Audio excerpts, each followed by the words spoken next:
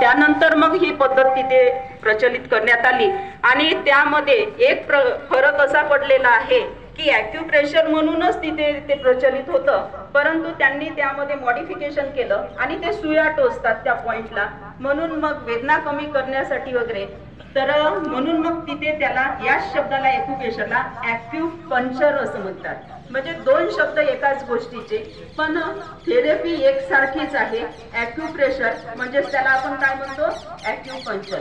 मग हे कशासाठी, तर एखाद्या वेळेस मळमळ होत असते, पाठदुखी राहते, म्हणजे दुखणे जे आहे या सर्वांवर जर विशिष्ट पॉइंट आहे ज्याला हे माहीत असेल, जो याच्यात पारंगत असेल, त्याच्याकडूनच कोणते पॉइंट दाबले आणि आपण केलं अशी ही पद्धत नाही आहे. जो याच्यामध्ये पारंगत असेल त्याच्याकडून करून घेतल्यानंतर ही थेरपी काम करते आणि जे वेदना आहे ते वेदना मुक्त आपण होतो. मग आता तुम्ही म्हणाल की आम्हाला याचं काय आहे, आपण याचा खूप सराव करतो, फक्त आपल्याला ओळख नाही आहे. एक बॉल, परत मला तुमच्याकडून प्रतिसाद हवा आहे.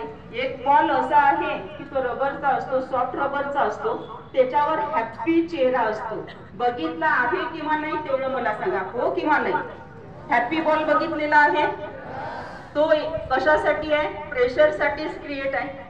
आणि पिक्चर मध्ये बघितलाय तसंही यूज करतो आपण की तो प्रेशर बॉल आहे. हाताच्या